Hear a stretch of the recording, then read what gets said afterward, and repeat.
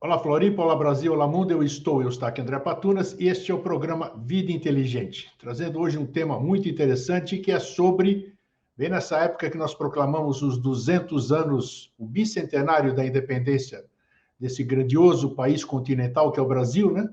Ainda é uma criança com 500 anos de idade e 200 anos da sua independência, e aproveitamos para trazer à tona um belo de um tema que é o Brasil oculto. O que o Brasil esconde aqui? Esconde não, o que não é revelado sobre o Brasil? Já se escreveu muita coisa sobre o Brasil e hoje nós estamos trazendo aqui um convidado que eu já vou passar o currículo dele. Nosso convidado, ele é formado em História e Filosofia, dedica-se há mais de 30 anos à investigação histórica na área de simbologia e tradição portuguesa no período medieval, tendo coordenado vários cursos sobre História Sagrada de Portugal e visitas de estudo afins patrocinadas pela Academia de Letras e Artes e a Universidade Lusófona. Ele é conferencista e escritor com mais de 2.000 palestras feitas, centenas de artigos publicados e 40 livros editados. Periodicamente colabora em programas de rádio e televisão, jornais e revistas nacionais e estrangeiras. Em 1978, fundou a Comunidade Teúrgica Portuguesa em Sagres, instituição cultural espiritualista. Sagres fica em Portugal. Dirige também um site na internet, que é o Lusofia, com temas de Portugalidade e tradição. Apresento a vocês, então, o nosso convidado de hoje, que é o professor Vítor Manuel Adrião. Como é que está, professor? Tudo bem? Prazer Tudo recebê-lo. bem. Tudo bem também por aí, senhor Eustáquio? Isso, pode me tratar por você, eu vou tratar você também por você, Vitor. Fica mais gostoso, mais fácil. É a força do hábito, mas tudo muito bem. Então, faça favor. Então, Vitor, muito se fala, se escreveram muitos livros já sobre a história do Brasil, né? E muitos, inclusive, com o título A História Secreta do Brasil. Eu tenho um livro seu, que é A História Secreta do Brasil, que agora foi reeditado aqui no país e é o tema da nossa conversa de hoje, né? Parece que você já vai falar sobre ele, parece que você ampliou, deu muito mais páginas no livro e deixou mais enriquecido. Antes de mais nada, o que é de tão oculto e não se contou e por que não se contou a história do Brasil do jeito que ela verdadeiramente é? Primeiro que tudo, a história secreta do Brasil, Flores Sanctorum Brasilia, portanto, Flores Santas do Brasil, ou brasileiras, o próprio título já em si e coloca uma série de interrogações. Porquê história secreta e porque é secreta e o que há de secretismo na historiografia brasileira?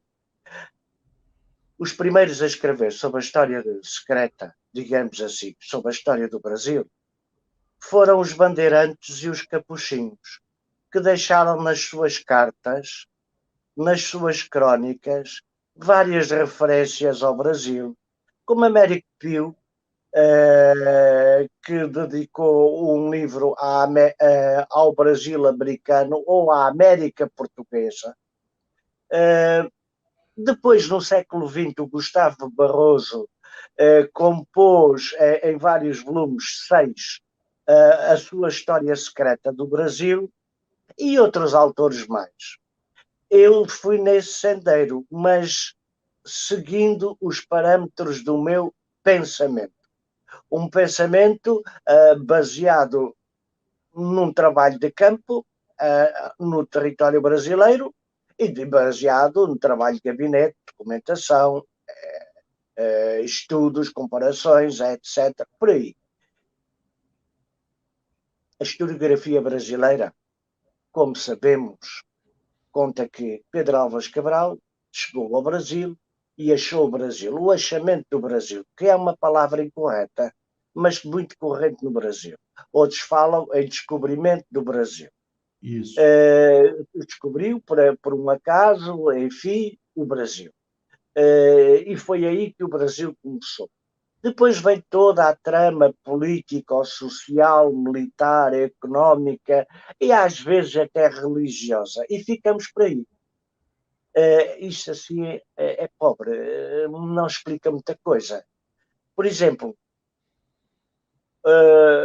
no Nordeste do Brasil, na própria Bahia, em Minas Gerais, no Norte, na Amazónia, no Roncador, por Mato Grosso, foram descobertos vestígios humanos com mais de 250 mil anos. Portanto, o Brasil já era habitado por civilizações que poderemos chamar antediluvianas, colocando o homem no terciário, ou aquilo que a gente chama a raça atlante, antediluviana, antes do dilúvio universal. Sim. Há vestígios em todo o território brasileiro disso. Quer a pedra de Itacacoara, quer a pedra da Gávea, quer no sul, nas pedras de Vila Velha, etc. Há muitos vestígios. Vários autores desenvolveram esse aspecto. E como vê, já estamos entrando na história secreta, porque é a história que não contam do Brasil. Porque se a gente for comer a papinha que a Academia nos apresenta única e simplesmente, quer dizer, é chato, aquilo não é uma história, aquilo é uma chatice para criancinha. Falta muita coisa. A questão dos fenícios, a questão de Tiro, capital da Fenícia, capital política, porque a capital espiritual era Sidon, a questão de Tiro e de Badzir. De onde veio o nome do Brasil? É o pau-brasil. Pois, o pau-brasil, mas isso já foi feito já foi a história do pau-brasil, que alguns diziam que era para fazer caravelas. Não é bem assim. As caravelas eram feitas de carvalho. O pinho como sendo uma árvore oliginosa, resinosa, servia para fazer as colagens. Não, o nome do Brasil provém de Badzir. Depois há uma outra, a nível de personagens, para além do nome Brasil, Badzir ou Baalzir, que veio desembarcar no ano 1000 a.C. na Baía da Guanabara, estabelecendo uma feitoria, um empório, acompanhado da sua corte, acompanhado dos seus 2 filhos, Iet Bahal Bey e Iet Bahal Bel, conforme conta a tradição. Bem, quer-se dizer, há vestígios disso na Pedra da Gávea, no Penedo do Pão de Açúcar, ou pau-raço. Há várias tradições e há várias descrições. O Gustavo Barroso fala nisso no seu livro sobre a Atlântida, mas ele coloca algumas reservas em algumas das conclusões a que chegou o senhor Gustavo Barroso, porque lhe falta uma coisa que a mim não me falta, nem me faltará até o último suspiro. É que eu sou discípulo vivo daquele que foi o maior dos brasileiros do século XX, ainda nascido durante o período da monarquia brasileira.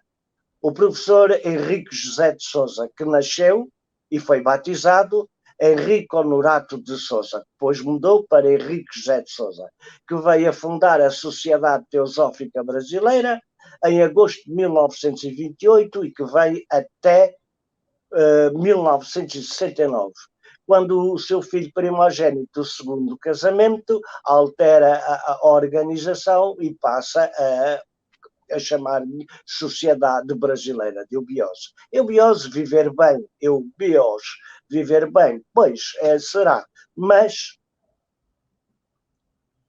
eubiose é um estado de consciência, é a ciência do futuro, como dizia o professor Henrique.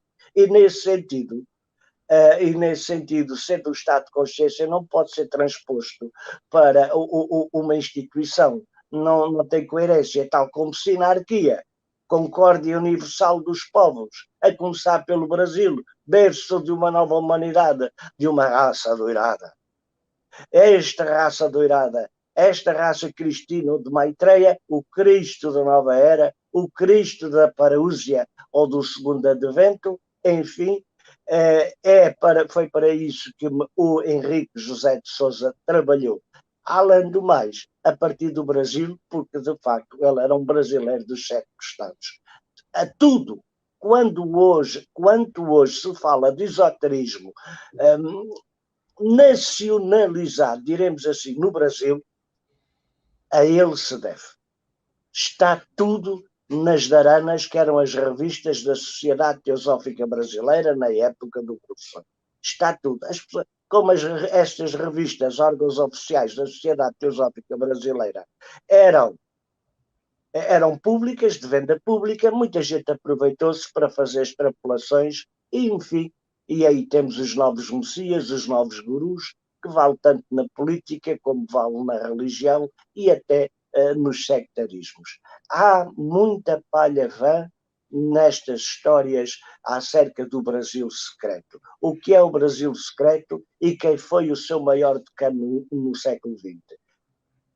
O meu livro explica a história secreta do Brasil, é este. Isso. Eu vou colocar aqui na cena, Vitor, eu tenho ele escaneado aqui. Olha aqui, tá vendo? Esta é a edição nova, né? Muito bem, muito bem. Isso, está aqui a edição nova, está aqui o lançamento que nós estamos no Brasil aqui, pela editora Espiral, e também Espiral Editora. Isso, que quem trata disto em Portugal é o Sr. Hugo Martins, juntamente com o Sr. António Paiva, e aí no Brasil é o Sr. Xavier Morejon, juntamente com a Sra. Solomém, pessoas brilhantíssimas, pessoas dedicadíssimas, da maior honestidade, quer aqui em Portugal, quer aqui aí no Brasil. Não tenho nada a apontar em contrário. Eu vou deixar esses créditos ao final, vai ficar muito bom. Eu quero saber o seguinte, eu conheço o seu trabalho porque eu acompanho o seu site, né, Comunidade Teúrgica Portuguesa, e eu vejo que você tem uma riqueza muito grande em documentações, em tudo que você fala, você praticamente mostra tudo. Você busca registros, e eu acho... Onde você busca esses registros, Vitor? Você acabou de dizer sobre Badesir, sobre os fenícios, tudo, com uma firmeza, e você mostra alguns. Onde você vai buscar esses registros? É biblioteca? Como é que é isso? Você ilustra muito os seus trabalhos. Eu acho isso muito bom. Bem, por muito que eu diga, tenho que provar. Porque senão ficamos no plano do abstrato da transcendência. Quando eu falo do Badesir, quando eu falo da cultura fenícia, que hoje é a Síria, eu dou provas documentais, provas arqueológicas. Isto faz parte de um trabalho de terreno. Hoje em dia diz que está tudo na internet, mas eu não fui criado na internet. Eu fui criado no terreno, na Arábia, aí no Brasil, no Tibete, a partir daqui de Portugal, o velho Portugal. Enfim, tenho sido, nos meus verdes anos, foi um andarilho do mundo, sempre interessado pelo saber. Há uma coisa que pouca gente percebe, o que é que eu estou fazendo. Quando eu publico fotografias sobre o professor Henrique José de Sousa e as coisas extraordinárias que ele fez, e depois meto textos referenciais do mesmo, eu quero provar com isto que ele não mentiu, ele não divagou, ele não foi um guru de internet nem de novas vacas, ele foi um mestre vivo, um sábio, que a própria família não entendia. E muitos hoje dos pertences seguidores do mesmo, usando doutrinas para-esotéricas, mas mais evangélicas que outra coisa, confessionais, portanto, distando longamente da teosofia ou da sabedoria divina, como dizia Euclides, como dizia Pitágoras, como dizia Platão, como dizia Anaxágoras, como diziam outros tantos. O meu saber ao divino o devo. Mas o saber é apenas um meio para exprimir aquilo que realmente sobretudo, é inovador. O amor, a sabedoria, O espírito. O espírito. A essência última. Aquilo que faz o homem. A sabedoria serve apenas como um meio para indicar o caminho, seja ela mais ou menos profunda. Não me importa muito. Faço o que tenho a fazer. Tudo o que eu publico sobre o professor Henrique José de Sousa é para provar que ele não foi um mentiroso. Tal como não foi Mário Rose de Luna, tal como não foi Blavatsky, tal como não foi outros mais decanos da sabedoria arcana ou da sabedoria iniciática das idades. Hoje em dia as pessoas falam de certas coisas como se fosse uma novidade extraordinária. Pode ser para as novas gerações, mas não para a nossa. Eu conheci o Sebastião Vieira Vidal. Ouvi falar à distância, não o acompanhei o António Castanho Ferreira, cunhado do professor Henrique José de Sousa, porque era irmão da dona Helena Jefferson de Sousa, segunda esposa do professor Henrique José de Sousa. Conheci o Paulo Machado Albornoz, conheci o Roberto Luceu, conheci a dona Verinha, conheci N gente, todos eles, em todos eles eu reparei uma coisa, estavam marcados por uma essência misteriosa, até fisicamente. E esta essência misteriosa deve-se àquilo que a tradição imemorial chama a essência da Garta. A essência da Garta, ou o paraíso decantado e encantado que todas as tradições ao longo dos milénios têm procurado. O paraíso terreal. Enfim, esta Jerusalém ocultada, que outros chamam-lhe Shambhala, e o professor ensinava-nos que Shambhala é a 8ª cidade capital deste mundo de Agartha. Agartha é o coração do mundo, Shambhala é a mente do mundo, a face da terra é onde evoluímos, é o palco do mundo. Ô, Vitor, você está falando aí, isso que você está me dizendo agora, sobre Shambhala e tudo, está dentro do livro também, Agartha, porque está dentro da história secreta do Brasil. O Brasil tem a ver com isso, vamos dizer, com Agartha, Shambhala? Alguma o professor Henrique José de Sousa dizia que sim. Repare, eu estou falando do professor de propósito, porque ele é a primeira referência. O Champollion brasileiro, o senhor Bernardo Ramos, o Cordel Bernardo Ramos, homem da Amazónia, quando faz a tradução da Pedra da Gávea, Yetbaal, Tir, Fenícia, etc., o professor corrige num texto de 1952 chamado Brasil Fenício, portanto, dedicado ao Brasil Fenício. Sobre o Brasil Fenício, o Brasil atual, por aí.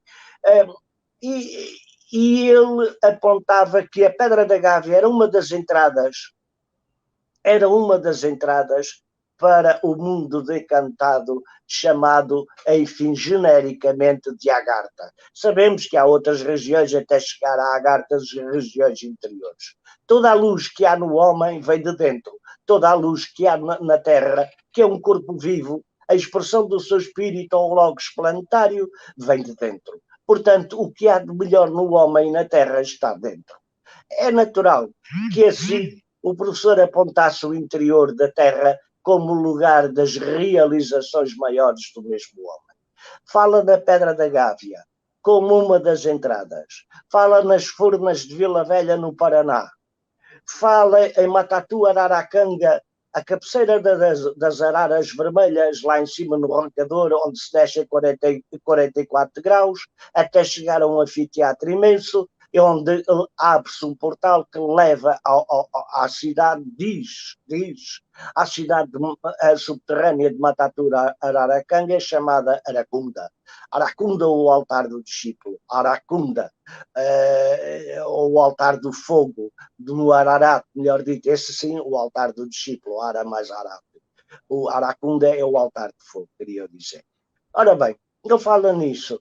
São Lourenço, de Minas Gerais, onde ele estabeleceu muito cedo, a partir de 1921, o seu fulcro, o fulcro do seu movimento espiritual e espiritualista, a chamada Sociedade Teosófica Brasileira, e ele sempre atribuiu a São Lourenço um dos polos, um dos polos de Agartha, ou talvez o deserto principal na face da Terra.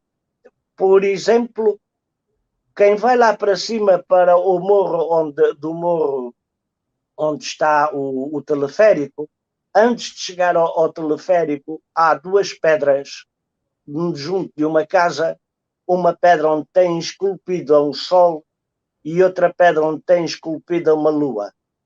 Como diz o hino, exaltação ao grau da nossa obra divina na face da terra, que vale tanto como teurgia, sol e lua à sua frente, mais além do Himalaia, sob um ciclo que desmaia. Sobre esse ciclo que desmaia, mais além do Himalaia, é o grande ocidente, é o Brasil, o grande ocidente do mundo. Há, como quem vai para o cemitério, na zona, mas antes de chegar ao cemitério, entra pela Fazenda Santa Helena, pode entrar pelo bairro Carioca lá em cima também, e ao entrar pela Fazenda Santa Helena vai ter uma zona rochosa, uma inclinação que se chama a montanha, que o professor chamou a Montanha Sagrada Moré. Esta Sim. Montanha Sagrada Moré quer dizer o que tudo vê, a luz, foi onde, nesse ano e do 28 de setembro de 1921, a projeção da Ífica do Cavaleiro das Idades, Maitreya, Akdor, Shenraz e Miroco, o Cristo, enfim, o que lhe queiramos chamar, desde que corresponda à medida exata, apareceu ao professor. Diz o professor que aí, para lá de um ninho de víboras que há, eu as vi e eu as tive ao meu lado, há uma embocadura. Na realidade, o professor e o Castano Ferreira, em 1934, conviveram com os seres dessa embocadura. Há um longo corredor, um bocadinho abaixo dessa elevação. Estou dizendo isto pela primeira vez para verem que isto não é tudo coisas astrais, porque tudo o que há nos astral tem o seu registro físico.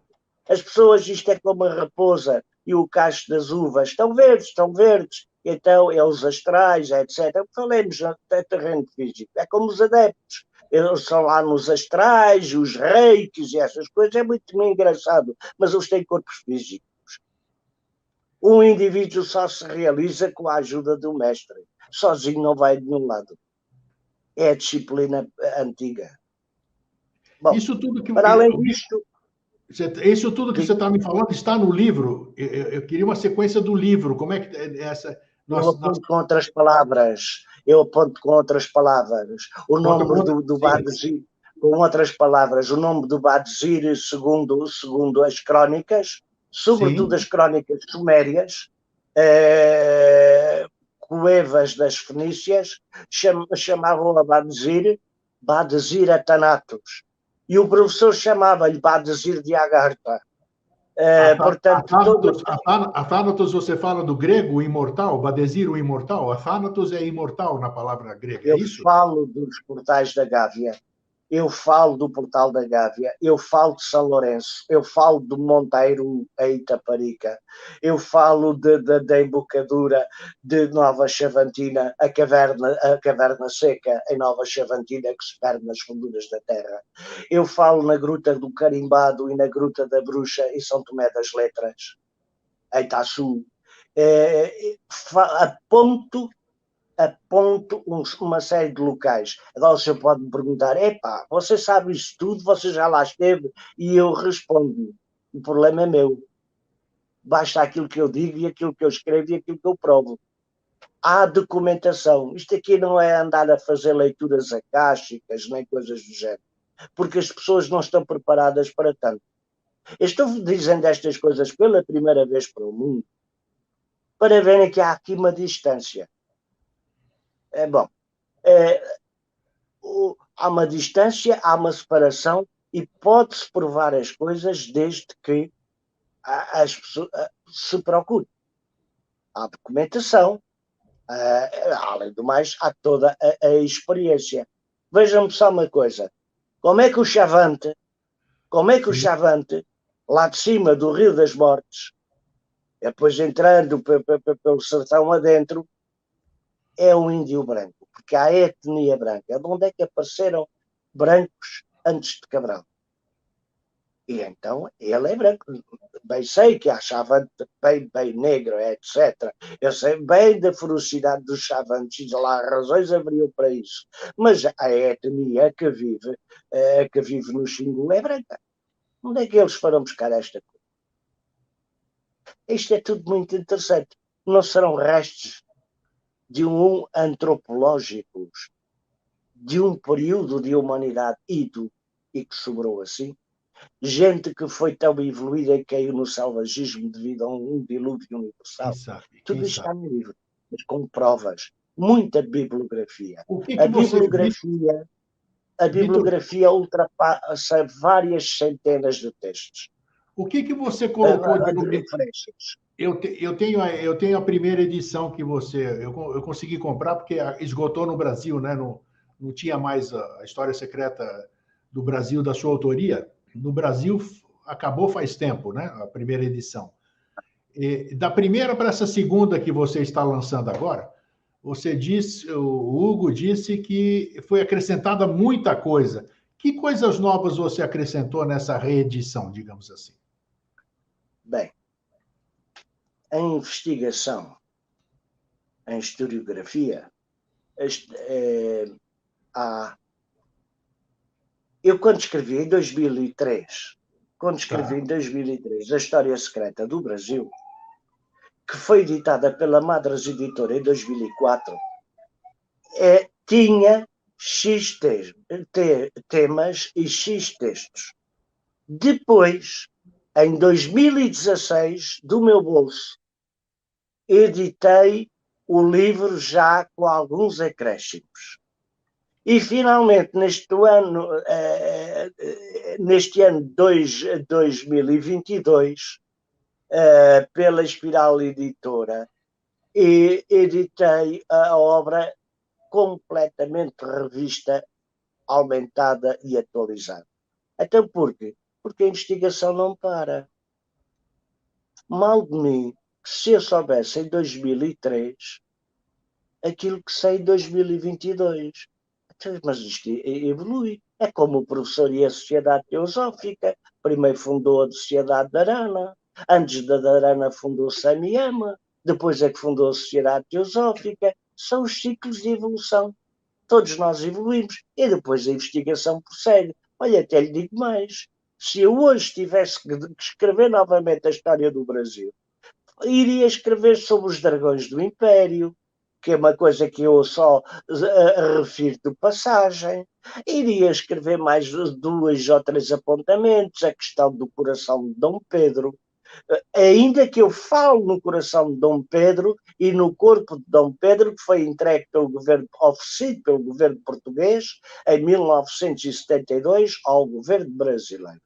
O Dom Pedro IV de Portugal, Dom Pedro I do Brasil, o Caia, conhecido como o nosso rei soldado, aí foi o imperador, enfim, o latimozinho da maçonaria. É um assunto que aí desenvolvemos com bastante cuidado, com bastante bibliografia, com bastantes pormenores sobre a personalidade oculta de Dom Pedro, o Guatimozin, o José Bonifácio de Andrada, o Gonçalves Ledo, etc. Isso tudo é desenvolvido. Portanto, há uma história secreta do Brasil. A historiografia fica-se pelo factual, o aparente, etc. Não vê que as aparências são feitas de causalidades que geralmente estão nos bastidores da civilização.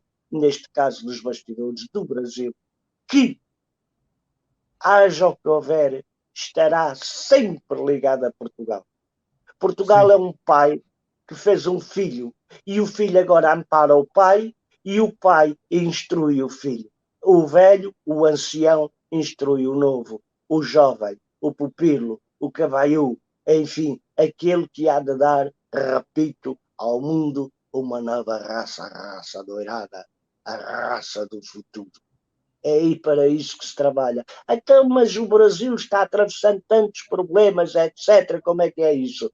É de pura ação cíclica. Nenhuma criança, quando nasce, começa a correr a maratona. vai gatinhando, depois vai andando, Tudo a depois seu tempo. está a perceber. Ora bem, diga, Tudo a diga, seu tempo. Eustáquio, Tudo a seu tempo. É como o tudo professor. a seu tempo. Tudo. O tempo dos deuses não é o tempo dos homens. Nós queremos as coisas feitinhas, não é para amanhã, é para ontem. Mas não é o tempo realmente da viragem cíclica, o tempo dos deuses não é o tempo da humanidade. É como dizem as escrituras orientais, o universo dura um piscar de olhos de Brahma. Brahma, o Deus, a Deus. Pois é, mas este piscar de olhos para nós é uma eternidade. É a relatividade do tempo. Deixemos as coisas acontecerem naturalmente. Vitor, o que que você. Está tudo no livro, mas não estou entrando somente na sabedoria divina. Há a historiografia e há as provas. Para nós podermos dizer certas coisas, temos que ter provas concretas. Com Porque certeza. senão ficamos pelos ares. Ai, você tem que ser muito bonzinho. Mas por que diabo é que eu tenho que ser muito bonzinho? Porque assim vai para Chambala, vai lá beber uma caipirinha, convive com o Rabi Muni.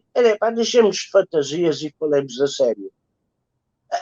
O homem, se já fez tanta asneira da vida, agora vai tentar fazer um bocadinho melhor. Vamos experimentar o outro lado, sem entrar em devaneios e sem querer ser mais moralista que o Papa, naturalmente. E isso sim é ilioso. Por que que você recomenda a leitura do seu livro? Quem lê o seu livro, quem não conhece, vai conhecer agora a nova edição. Por que alguém deve ler a história secreta do Brasil? Por que que ele tem que conhecer? Por que que um brasileiro ou um morador do Brasil tem que conhecer a história secreta? A história que foi contada, aquela da escola, como você citou no começo, aquilo é uma história que é assim, assada. Na verdade, a gente decora, nós decoramos o que falam, né? E a história secreta, a história verdadeira do Brasil, o que que ela traz para o povo brasileiro, o futuro berço da civilização, né? Vamos dizer, onde de tudo daqui emanará tudo, conforme dizem as profecias. Vamos ver uma coisa. Vamos ver uma coisa. A historiografia académica não está errada. Está incompleta. Incompleta, tá? Quando está incompleta.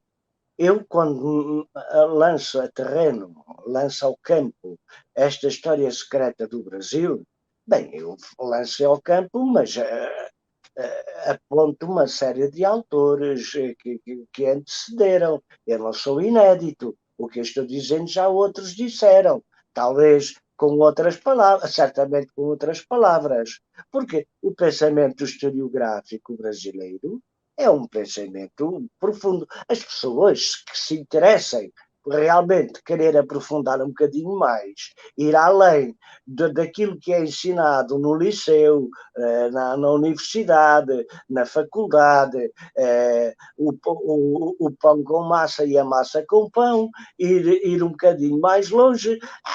Este livro dá pistas. Eu abro janelas de oportunidade, eu não sou nenhum guru, eu não sou nenhum avatar. Eu dou janelas de oportunidade e as pessoas depois que investiguem. Façam como entendem. Portanto, eu creio que neste sentido a história secreta do Brasil, com a bibliografia que a preenche, as pistas que deixa, os subentendidos que dá, e depois cada um escolhe o caminho para onde entende ir, pois então acho que pode ajudar a um aprofundar na mente coletiva do que é o Brasil. E porquê que todos os profetas, todos os santões, Isso. Aí que eu agora queria. sim, estamos por este terreno, apontaram sempre o Brasil como a esperança do futuro, como a nova Canaã. Porquê que até o Mormon, o Joseph Smith, falava que a vinda dos povos hebraicos para o continente americano? Bom, é uma maneira de dizer. Ele foi buscar estas informações à maçonaria porque ele foi maçom. E o Joseph Smith criou o seu livro de Mormon, portanto, um mito de fundação, um mito de fundação decalcado do livro de Reis da Bíblia. É muito interessante, mas estas informações sobre fenícios e povos proto-históricos, isto é, antes da história,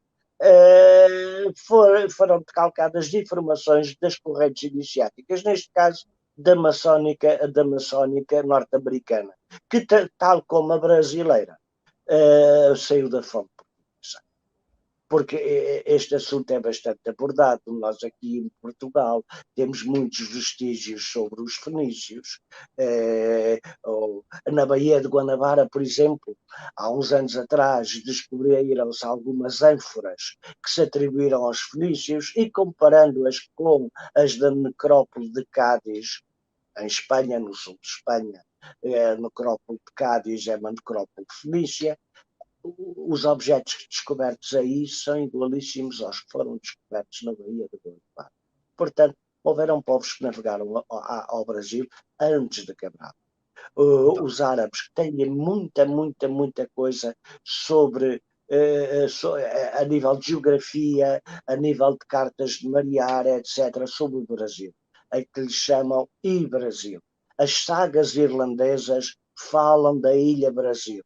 Há muita carta de marear em que a Ilha Brasil aparece, sempre como qualquer coisa de importante e de destaque. Portanto, este livro, como vê, são flores santas de um Brasil. Não é bem como diziam alguns filósofos da virada do século, em que diziam, por exemplo, filósofos portugueses, quando se deu em 1822, em 7 de setembro de 1822, a independência do Brasil, houve ali o trauma e os preconceitos, de parte a parte, da parte brasileira e da parte portuguesa, de que os portugueses diziam que os brasileiros não sabiam nada, os brasileiros diziam que os portugueses também não sabiam nada, e andaram nestas zaragatas, que até eu próprio as vivi e fui metido no meio delas algumas vezes. Sempre pus água na fervura e nem tanto ao mar, nem tanto à terra. São dois povos insuperáveis e para sempre irmãos. Mas nesse aspecto, por exemplo, no seu livro A Filosofia no Brasil, o Silvio Romero, brasileiro, um homem interessantíssimo, um grande filósofo dos inícios do século, dos finais do século XIX, inícios do século XX, o Sampaio Bruno, o homem do Porto, da cidade do Porto, apunha que nunca tinha havido filosofia no Brasil, senão a da carne seca e a da feijoada. E a isso vinha então o filósofo brasileiro, o Tobias Barreto, opor que o Alexandre Herculano, o historiador, o célebre historiador português, nem sabia escrever. Todos estes preconceitos, todas estas coisas já foram superadas. O professor Agostinho da Silva, com quem tive o prazer de conviver e que foi um dos grandes decanos do pensamento português, o pensamento lusitano, como dizia o saudoso Roberto Lucila, do Império da Luz. O professor Agostinho da Silva dizia que o brasileiro é um português à solta no mundo. É um brasileiro de pensamento livre, é um brasileiro de liberdade, é um homem de um futuro sempre adiado e, contudo, sempre presente. Não há discrepâncias hoje em dia entre Portugal e o Brasil. Está tudo bem. Está tudo bem. Os brasileiros são tratados como portugueses de Portugal, e os portugueses são tratados como brasileiros do Brasil, e está tudo bem. Queira o poder executivo ou não, porque também há o legislativo e há o judiciário. E os três poderes juntos só fazem brilhantar ainda mais Brasília. O pequeno Brasil. Brasília estava para ser o nome dado a Nova Chavantina. Era Chavantina, depois quiseram colocar Nova Brasília, mas ficou Nova Chavantina, e então no Planalto Central, seguindo as profecias de Dom Bosco, juntamente com Juscelino Couto Picheque de Oliveira, o homem que foi discípulo do professor Henrique José de Sousa e sob a orientação do professor Henrique José de Sousa, fundou a cidade de Brasília, o pequeno Brasil, sobre as 22 estrelas de um novo império, um império de Espírito Santo. Estas 22 estrelas, em homenagem a elas, este meu livro tem 22 capítulos. Vale 22. 22 anos. Vitor, você escreveu a história, você também tem uma obra entre os seus 40 livros, você tem um livro chamado A História Secreta de Portugal. A História Secreta de Portugal, ela fala sobre a história secreta do Brasil também? Ela casa com a história secreta do Brasil? Vou dizer uma coisa, meu amigo. Esta história secreta, a palavra secreta incomoda-me um pouco. Eu preferia a história não contada. Não revelada, A história não exatamente. contada, como diria o grande decano da história mítica espanhola, o Juan García Atienza, pronto, são dois amigos, também já partido, mas que foi um homem muito interessante. Eu na história secreta de Portugal, ou a história oculta de Portugal, estes títulos aparecem por razões publicitárias e por razões comerciais. Pessoalmente não gosto do termo. Eu preferia, em vez de oculto e secreto, história não contada, a história mítica, a história sagrada. E é para aí que eu vou, e é para aí que eu desenvolvo ao longo das páginas. Agora, é claro, nós sabemos perfeitamente bem que uma capa vende um livro. O livro pode não prestar para nada, mas se a capa for bonita, coisa boa. E então, sabemos que estamos a lidar com quantidade em detrimento da qualidade. Isso. E eu escrevi a história de Portugal, esta história não contada de Portugal, ou história mítica de Portugal, fez parte de um seminário que eu dei junto da Escola Naval do Infante Henrique de Sagres, portanto ligado à Marinha de Guerra Portuguesa, em Paços de Arcos, junto a Oeiras, ao longo da costa do Estoril, para um local que se chama Paços de Arcos, no Estoril. Este curso foi dado em 1986 e prolongou-se até 1987. Foi muito interessante. O jornalista na ocasião, de renome, Vítor Mendanha, convidou-me para escrever um livro. E eu escrevi um livro baseado depois do curso. E o livro saiu, mas era um livro, eram os meios que havia na ocasião, policopiada. Mais tarde, o falecido Wagner Veneziani Costa, que eu me aproximei dele a pedir para ele editar uns livros do Paulo Machado Albernaz. Eu estava a pedir para o Paulo Machado Albernaz e a conversa, passado 3 minutos, estava a cair para a edição do meu livro História Oculta de Portugal. E foi assim que ele apareceu. Eu assenti, disse que sim, está bem, tudo bem, desde que publique as coisas do Paulo Machado Albernaz, e foi assim que apareceu, salvo erro, no ano 2000, a História Oculta do Brasil. Depois esgotou, e depois houve uma nova reedição, não sei se está esgotado ou não. Os meus contratos com a Madras findaram já há alguns anos. A História Secreta de Portugal foi editada no Brasil também ou não? A História Secreta de Portugal? Foi. Está editada pela Madras Editora. Pela Madras está também? Editada pela Madras Editora. O título original era História Oculta de Portugal e hoje chamam-se Mistérios Iniciáticos do Rei do Mundo, subtítulo História Oculta de Portugal. Como vê, é um título pretencioso, mas foi uma opção do editor para tentar vender. Mas está pela mão.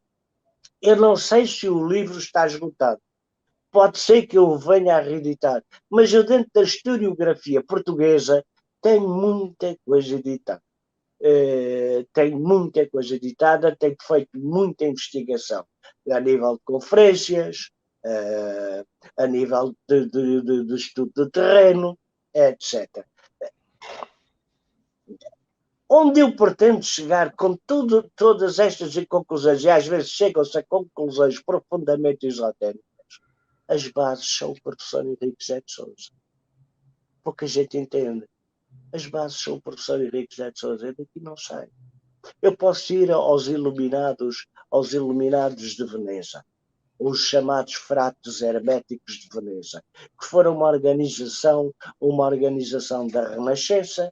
A Renascença dá-se no século XVI, muito pouco conhecida. Depois foram praticar a alquimia para Praga. A cidade de Praga é uma cidade cheia de símbolos alquímicos, casas alquímicas, mansões alquímicas, até há lá a Rua dos Alquimistas, etc. Em Praga. Em Veneza, eu escrevi um guia de Veneza em homenagem a um grande adepto chamado Giuliani de Lorenzo. Giuliani de Lorenzo, que em Portugal ficou conhecido como Barão, ficou conhecido como Lionel da Silva Neves, filho do Barão, filho mais velho do Barão Henrique da Silva Neves, o grão-mestre da Ordem de Maris, uma ordem bastante secreta, uma das ordens iniciáticas do mundo, que esteve e apadrinhou desde muito cedo a obra de Henrique José de Sousa aí no Brasil. Trasladada de Portugal para o Brasil em 1500, e que vai com Mendes Sá fundar a cidade do Rio de Janeiro e inclusive São Salvador da Bahia, onde, próximo da casa onde nasceu Henrique José de Sousa, que ele era baiano, próximo do Palácio da Aclamação, aí se reunia. Portanto, eu apresento provas, e apresento factos. Eu não me ponho a divagar e a dar chavões inconsistentes. É preciso as provas. Que as pessoas dizem, isso é tudo muito interessante, mas então provo lá. E aí começa gaguejando. E eu ainda não gaguejei. Nem me vai ver a gaguejar. Porque Vitor, o que fala? Já estamos quase em cima da hora. Fala sobre o seu livro, A História Secreta do Brasil, o que ela vaticina para o Brasil? O que a história secreta, a história oculta, a história não revelada projeta para esse país do futuro? Que a gente está vendo, como a gente falou, uma série de dificuldades, claro, mudança de ciclo, essa perturbação toda. O que se projeta verdadeiramente, sempre no embasamento do estudo e todas as coisas estudadas, né? O que se projeta para esse país continental? Olha, Eustáquio, vamos fazer assim.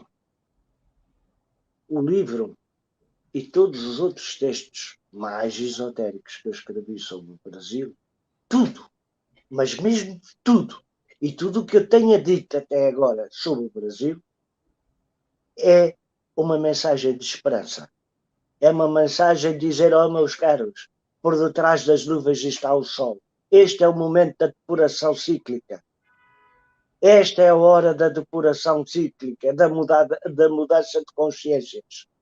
A grande mensagem que eu deixo ao Brasil é uma mensagem de esperança, de concórdia, de amor, de fraternidade entre todos, independentemente de cores políticas, religiosas, futebolísticas, etc. Por tudo isso é palha vã. Aquilo, a essência que subjaz é imortal. O Brasil é o celeiro da humanidade, é o celeiro do mundo. Olhem os seus rios, olhem os seus campos, as suas várzeas, as suas campinas. Olhem a sua gente como a alma mística por natureza. Até o mais materialista dos brasileiros acaba tendo alma mística. Portanto, está lá a semente. Spes message in sebim. A esperança da colheita está na semente. A semente está aí. Agora, apenas contribuímos com o nosso jarrinho para ir, enfim, regando regando esta sementeira para que frutifiquem as melhores flores. As flores do Brasil, as flores da nova era. Do Buda dizia,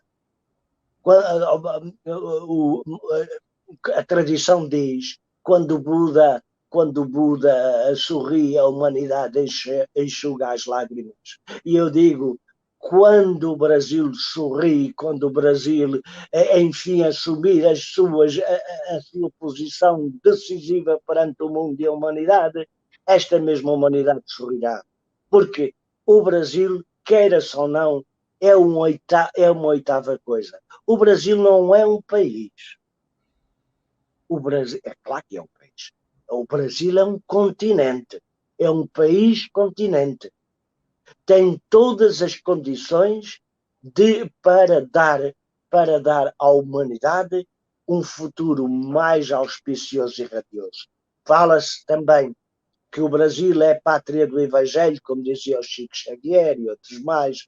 Pois é muito interessante. Outros, os teosofistas, pouco teósofos, mas bastante teosofistas, diziam que Maitreya viria a habitar o Brasil. Shanrazi Aktalaya Maitreya. Que viria a habitar o Brasil e que se manifestaria no Brasil por São Lourenço. Nem tanto ao mar, nem tanto à terra. Ele é o Senhor dos mundos, é o Senhor dos universos. Se a gente quiser pôr um ponto geográfico, então ponhamos o Polo Norte, que é neutro. E espalha-se por todos os Brasis e espalha-se por todos os países e será o Brasil o ponto, o seu pálio. Mas ele é para toda a humanidade. Não é para nenhuma seita, não é para nenhum grupo, porque ele é o Senhor da humanidade, é o supremo instrutor do mundo, é o Senhor dos universos a lua dar, como, enfim, Deus seja louvado, como dizem os islâmicos na sua oração.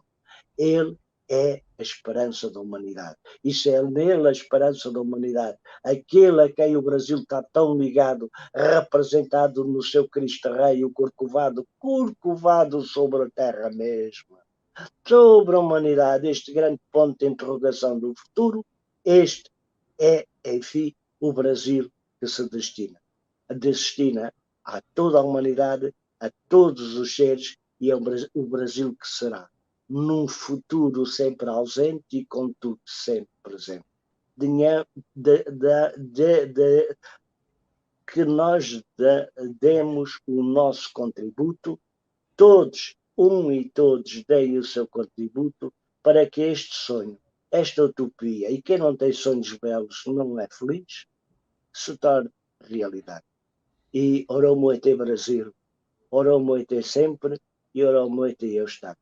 Muito obrigado. É isso aí, obrigado, Vitor. Espero que você esteja certo. Vitor, espero que você tenha sucesso aqui no livro, no relançamento do livro no Brasil.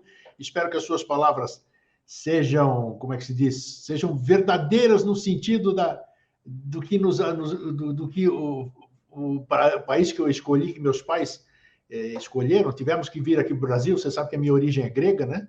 Mas é esse país que me acolheu, esse país que é um país que acolhe todo mundo, né?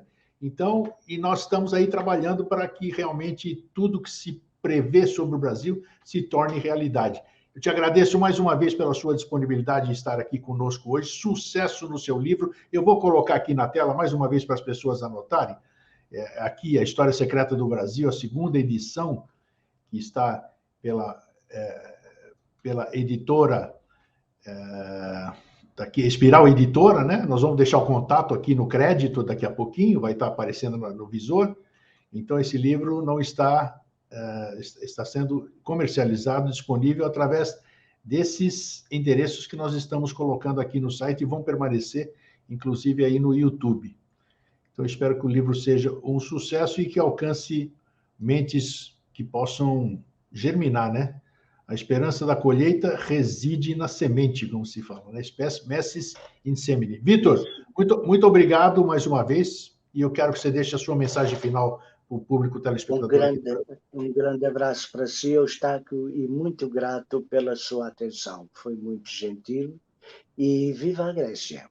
porque a É isso aí. Grécia é democrática. Viva todos os povos, né? Que os povos vivam em Vivam fraternidade. todos os povos, viva a concórdia universal, porque se eu não acreditar nisso, até não vale a pena ter vivido. Não vale. Já viu o que é que eu tenho sobre mim? A bandeira do Brasil. É isso aí. Olha, É não o tinha Brasil, percebido. o Parabéns. Brasil é o assento de uma nova humanidade. Mas esta nova humanidade reparte-se por países. A Grécia, Portugal, Espanha, todos os povos. Todos os povos. Porque todos os seres são filhos do mesmo Criador. Não Somos há todos mais um. nem há menos. O ati, ati, niatati. O uno no todo e o todo no um. Exatamente isso. Não falemos em aguardente, porque senão eu tenho que responder. Exato. Um grande abraço para si. Vitor. Fica bem aí, tudo de bom. Muito obrigado. Muito obrigado. Até mais. Gente, então é isso. Ó. Foi muito bom. Aqui eu vou colocar disponibilizado. Daqui a pouquinho eu vou colocar o crédito aqui embaixo. Isso aqui que importa mais aqui, né? Onde estão os dados, vocês anotem aí. As encomendas no Brasil, Espiral Editora. Está aqui o Gmail, o Hugo Martins, que é o editor. Então, vale a pena você adquirir esse livro. Então, gente, deixa eu voltar aqui. Então, para vocês que ficam, um fraterno abraço e um feliz sempre. Até a semana que vem. Tchau.